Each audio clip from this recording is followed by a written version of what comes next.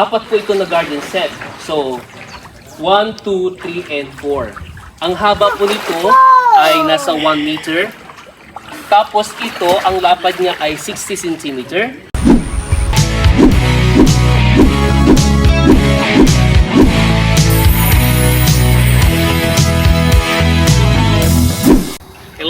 Hello. Samahan niyo po si Garden Buddy. Nandito po ko ngayon sa West Dirita, San Antonio, Zambales. Okay? Ito po yung existing na pool. Then ang ginawa lang po namin dito, yung L-shape at saka yung gun. Mamaya ipapakita ko po sa inyo sa ibang vlog. Okay? Tara po. Ito pong dyan sa dulo, okay, explain ko lang sa inyo ha. Para siyang curve, pag ganon. Ang pinaka malayo na lapad ay nasa 60 cm. Okay? Ito, apat po ito na garden set. So, 1, 2, 3, and 4. Ang haba po nito ay nasa 1 meter. Tapos ito, ang lapad niya ay 60 cm. Ang lapad nito ay nasa 70 cm. Ang lapad nito, of course, ay 60 cm. Tapos, naglagay ako dito ng parang spacing consideration na kapag umupo ka, dapat saktuhan lang, nasa 40 cm.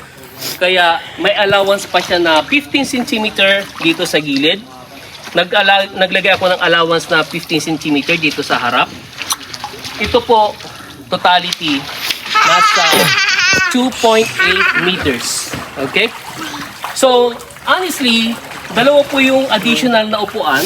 Ito po yung isang bilog dito. Yan. Then the other one na dito. Bakit ko nilagay dito? Supposedly, ang upuan na ito, nakapwesto siya dito sa harap. Kaya lang kasi, kung titignan nyo po dyan later, pakita mo sa part doon ako. Gusto kong ipakita na yung lahat ng gulong ng kalesa nakikita. Kasi pag naglagay ako ng isang upuan dito sa harap, matatakpan na po yun. But then, okay, itong isa nagamit natin. So we have 2-seater, then one additional one to make it 6. Inilagay ko na lang sa part dito. Bakit? Ayan, pwede naman kasing umupo pag nandito. Ang ano ko lang talaga doon, hindi ko matatakpan yung kalesa yung sa harap. Ayan. Then here, meron pong spacing lang dito na 1.2 meter, tapos nilagyan ko ng grass. Ang ginamit ko po dito ay bluegrass, hindi po froggrass. Bakit? Kasi nga po, mas matibay po itong bluegrass kasi nga po tutok sa araw. Okay? Tignan nyo po itong ano, ang pinakalapad nito, I think nasa 45 cm. Ang spacing nito, nasa 15 cm. Kaya pag naglalakad po, halimbawa, look at this, normal lang po yung lakad. Oh. Yan. Sa part na ito, parang kasi nga medyo void ang dating, gumawa na lang ako ng bilog. Most probably, nasa 1 meter lang yung diameter nito. Then, kasi nga ang grass, hindi ito intended na tinatapakan. Kaya naglagay na lang din ako ng daan dito sa paikot. Okay? O, ayan ha. Gumamit lang ako ng maki doon sa tapat ng mga pinakaposte. Tapos nagdagdag na lang ako ng mga kawa at saka yung mga pasok din yan. Okay, explain ko lang dito.